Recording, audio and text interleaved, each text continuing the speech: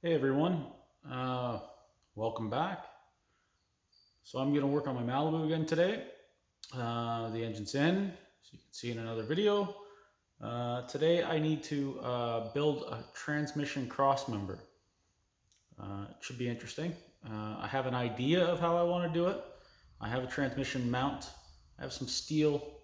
Uh, I've got to make sure that I have the drive angle correct, that I have the pinion angle for the transmission and the differential aligned. Um, and Gotta do some fabrication, some welding, some putting stuff together. Good news. So I had the shifter that was in the car for 100 years. It's all freed up and working. And I wasn't sure if I could find the other parts, but in my C-can, in my bag of tricks, I found the B&M bezel and the console piece. Only 2 screws, but that's better than no screws. I haven't found my Quicksilver shift knob yet. It's around here somewhere. If I can't find it in time, well, I've got lots of time. If I can't find it, then I'll have to get another one. But so far, that's a win, because that would have cost me a few $100 Canadian to get it here. A new console and new shifter. So that's a score. So I guess I got to the car. It's on the 4-post. I got to get it up in the air, and we'll have a look and see what's going on.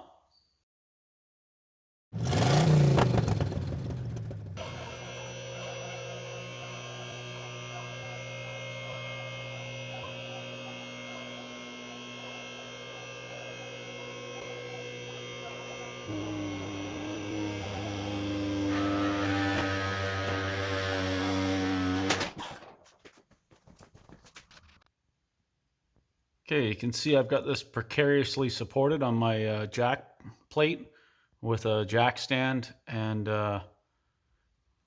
block of piece of wood. I've got a bottle jack. I got to use that to make sure that this thing's level.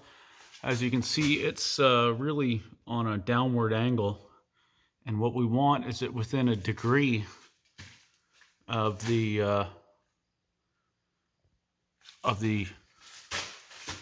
differential pinion. Now, one thing to note with this crossmember is that on a G Body, an early G Body that had a turbo 350 trans, this piece here is shorter on the driver's side than it is on the passenger side. When they had a 700 R4 later on, that piece was extended out. And you can see the driver's side, or sorry, the passenger side is back quite a bit from that. So there's going to be like an angle coming off this one going towards the trans, and an angle from this one coming the other direction. So that'll be interesting. This is where the transmission mount goes. This is the transmission mount. So that bolts to there. And then my piece is going to sit on that.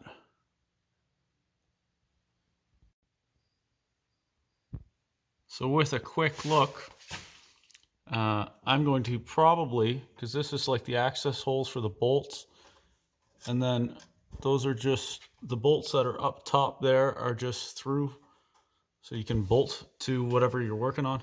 On quick look, I'm going to probably put a piece of angle iron on top of here that bolts on and continue it back a little bit, and then start the brace back here. The same idea on the passenger side. You can see, don't mind the crustiness. It's a Canadian car. The bolts go up through here and come up through the top, so I'll probably have an angle piece that sits on top of here, and then the cross member will go across, and then I have to make it pop up in like a square for the exhaust to cut out. So I think what I'm going to do is I need to level it first, obviously. I can make my piece for each side, my angle iron for each side, and then I can make the centerpiece where the trans mount goes, and then fit everything in between after. So I think that's going to be my approach, is to make the centerpiece and then make the two side pieces and then figure out what goes in between. So I'm playing with the angle. It really wants to be higher than what the floor will allow it. Almost, well, it was touching the floor at one point. You can see where the scuff mark is. Now this is a replacement floor, so it may not be in the exact same spot as the original floor.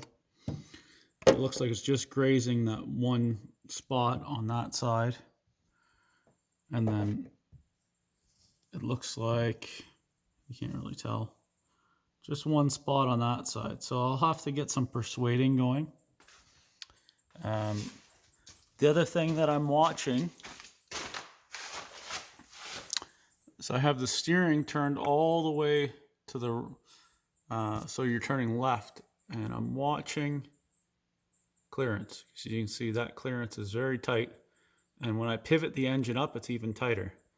Now, you can also see my steering box clearance here is like an inch. When I get that transmission up and level, that clearance is gone.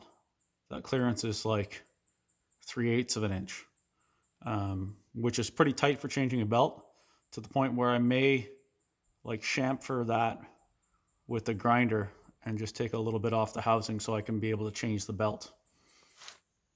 The other issue I had when I installed the engine, and I noted it in that video, was that the hood was hitting the throttle body.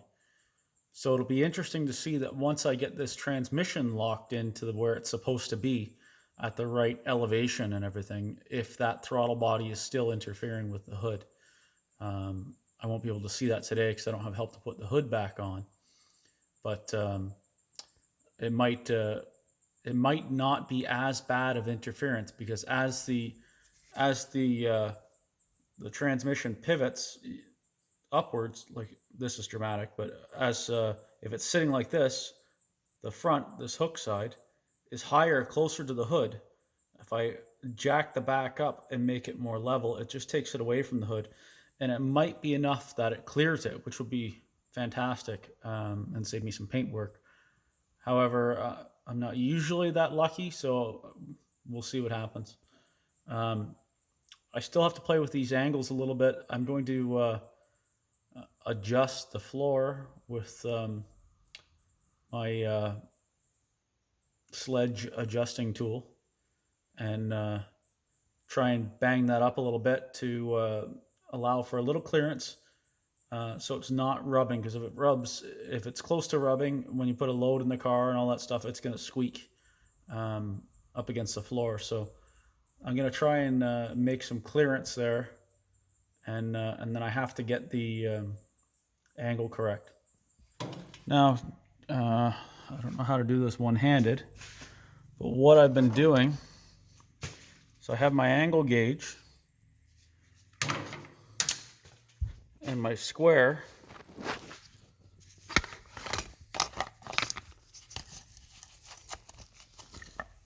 and I've been setting them up like that, and I make sure, obviously this isn't going to be accurate now because I'm doing it with one hand, I make sure that that is where I want it to be. Everything's square and straight, and everything's tight against the yoke, and then I check the angle there, and then I do the same thing on this side. My square just fits nicely in this yoke here, and I check here to make sure it's the same. Now obviously this isn't going to be my final measurement single-handed with a phone in my hand, but I've dialed it all in and I've adjusted it, and it seems to be within about 1/2 degree front to rear. Now, in case you're wondering about my accuracy on this angle here,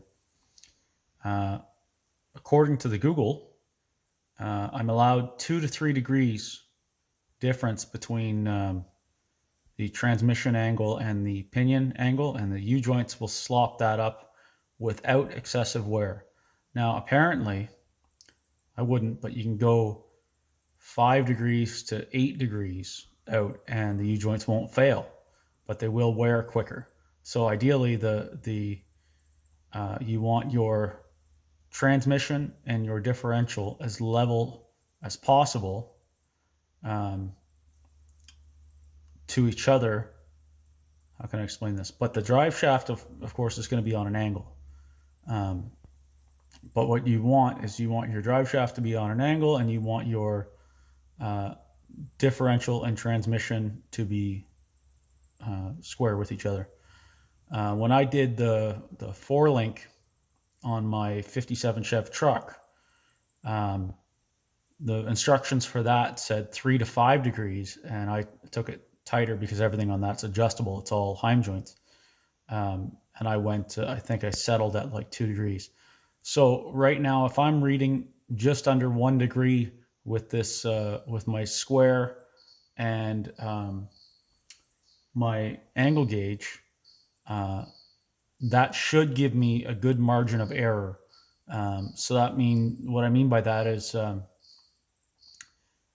if I'm off a little bit or the surfaces aren't perfect, I've got a little bit to play with, and I'm not going to have premature U-joint failure or anything like that. So I'm trying to get it, as close to bang on between the differential and transmission, so that way there's the % error. Okay, so I got my pieces cut. I gotta clean these up still before I weld them and everything. Holes drilled where they go. The shorter side is for the passenger side, the longer side is for the driver's side. I cut my centerpiece at 14 inches. It's about the width of the transmission pan. And then I made this tab to go in the center of that. My friend and neighbor Randy gave me some nice radius gauges. And it sure beats using the lid off a jar or something. So that will get welded somewhere here, depending on what I think is good for height. So what I'm going to do now is just mark center on these, and then take them out and have a look at them. But I want this to go across there, but I want to make sure that I have enough room that I can still drop the transmission pan for serviceability if I need to. So that's why I slotted this hole, so that way I can decide if I want it to be, towards the front of the car or towards the back of the car. It looks like right in the center is actually going to be really good. Okay, I've got this tacked into place, the bracket, and this is kind of what I'm after. You can still pull the trans out, or the trans pan, and then you have adjustability there. Now I know that as I said earlier, the floor pan on the passenger side is higher, so I'm going to go with 4 inches from the bottom on this side, and on this side I'm only going to get, looks like 3 inches. So I have this mocked up and tacked into place. You can see I couldn't decide on 5 or 6 inches, so I went with 5.5 plus the 1/4 inch plate on each side, so it's 6. This is the side that's 3 inches. That's the side that's 4. See, I still have that tacked into place. And that's kind of what it's going to look like, with another piece of tubing coming off on an angle going this way. And this one, I think over here should be relatively straight, but I'm going to see once I have this mocked up. I've got the angle iron bolted on the car. I'm going to bolt this on, and then I can start looking at my angle for the pieces that I've got to cut. So I've got that all mocked up into place, and when I hold this level, I have lots of clearance between the floor and the where the exhaust is going to go. This all looks like it's going to line up pretty well. I think that was the right size for the exhaust. This is all bolted into place. This is going to be a straight run. So I'll do this one first, and that'll lock this into position, and then I can get my angle for the other side. So today's a new day. I got a little late yesterday, and I tacked a piece out of square. So that was a good time to stop. When you're getting tired and been working on stuff for too long, sometimes it's best just to stop and start fresh the next day. And that's also why, a good example of why you tack things and mock everything up before you final weld. You don't just final weld, or you'll be going through a lot of grinding discs. So I'm back at it this morning, and I'm working on those two pieces that go from the side to side on the cross member, the ones that bolt to the frame. And yeah, I'm going to do the straight piece first, mock all that up, and then I'll measure for the angle piece. Okay, so this is all mocked up in place. It's tight. The angle iron piece is there. Now what I'll probably do when I'm finishing it off is I'll trim this bottom piece flush and weld it across the top so it just looks tidier, and I'll round that edge. So now I'm going to, you can't really see, I'm going to work on the angle for the other piece, because as you can see, maybe these pieces aren't in line. So I'm just going to measure across and get a piece that's rough, that shape, and then I'll bring it out here and I'll field fit it. I'll field mark it.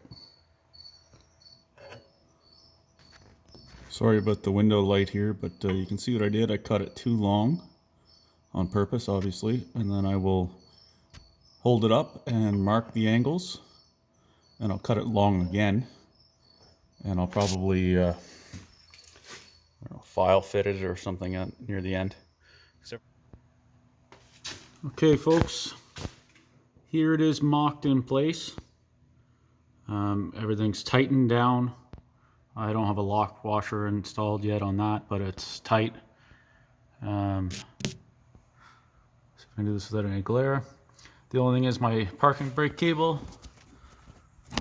I gotta figure out what to do with that. If people run it over or under, I'm not really sure yet on what people are doing. I might have to Google that before final install, but I have to prime and paint it, so there's gonna be some time for that. Yeah, so everything looks good. As you can see, there's clearance between the floor and that piece, and there's clearance between the floor and that piece. Hey, so it's time for me to get welding. I cleaned all the mill scale off where I'm going to weld. I've rounded the corners, made this little piece for the one spot that I was going to fill it entirely with weld, but it's a bit bigger than I'd like. Yeah, so it's all clamped to the table, so it's not going to walk all over the place. I'll weld as much as I can like this, and then I will let it cool for a bit, flip it over, and weld the other side. It's funny, I used to hate welding. When I did it for a living, I guess it's just like any other job. It's the last thing I wanted to do. I didn't even own a welding machine home now, the little Canadian Tire flux core thing. It got me through a lot, but the last thing I wanted to do when I got home was weld. And now find peace in it. It relaxes me and keeps me calm, and I like making stuff. So yeah. I'll probably put this on time lapse, because I'm sure this video is getting a little long, but thanks for sticking with me.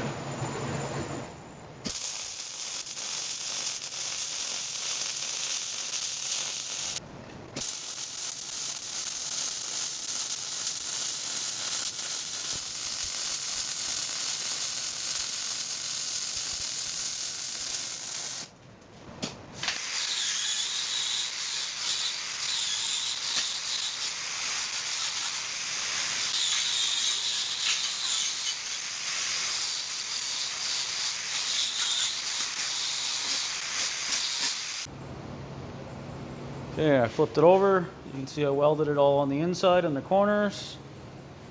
Everything where there's a gap where something meets something else is welded. Every corner is rounded. Yeah, I think it's pretty much ready for a little bit more cool down, and then I'll set it up to paint it, to prime it first and then paint it. I like to round all my corners, just saves you catching your fingers later. Gives it a little bit of a finished look. Yeah. So I know the one thing people are going to say is, you know, you can buy that. My new friend Steve, that runs the Facebook page GCO, G Body Club of Ontario. I think that's what it stands for. He's big into LS swapping G bodies. He's done a few of them. He's got a YouTube channel, Cole's Custom Tuning, with a K. He's helped me out a lot with different things, including telling me that, hey, you can buy that from Summit. It's $300. And it is. It's $300 for a new cross member like this. And then for me to get to my place is probably about, I don't know, $100 worth of shipping. So call it $400. But I've got about, I don't know, $40 worth of steel in it. If I valued my time on my own projects, I'd be screwed. But hey, I got to build something. That's always good. I even had another guy that's got a Malibu, Chris. He offered me a cross member that he had bought, and it was, I think it was for a turbo 350 or something, and it would have required just a bit of modification. That probably would have been a cheaper, better way to go. However, that's not what I did, so I built one. Hey, yeah, so I'm just going to let this thing dry, and then I'll install it. Then that's it, I guess, for this video. I'll follow up after it's installed. Okay, so this is round 2. You can hear Jacob firing up the 57 in the background, maybe. He's moving it because I'm going to try and move the Malibu over to the shop side tonight. But I had to, I put this in, and I had some trouble. It dropped about an inch when I put the weight on it. It was flexing. So, with the advice of a friend from work, I added some arches, some gussets, and I don't think it's going to flex anymore. You can see. So it's kind of all finished up. So I'm going to install this now and hopefully move the car to the shop side. Okay, so that's the cross member installed. See, it goes across on an angle there. It's got my arches, transmission mount, and it didn't drop at all. See, I have clearance on top of there from the floorboard. Clearance on top of there from the floorboard. Everything is good. Now it is time to get this thing off the lift, get it to the other side, to the shop, and start on that chapter.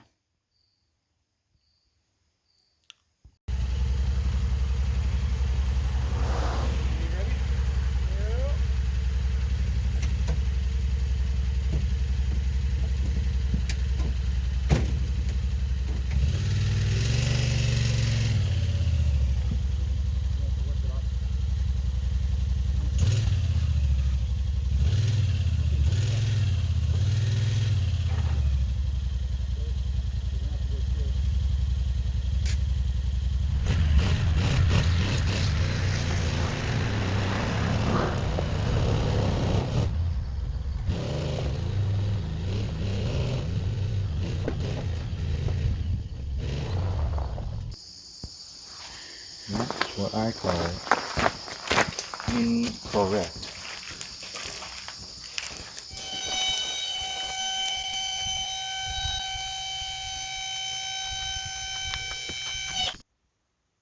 yeah, so the cross member's in. Malibu's on the shop side. Work is about to commence. Not about to.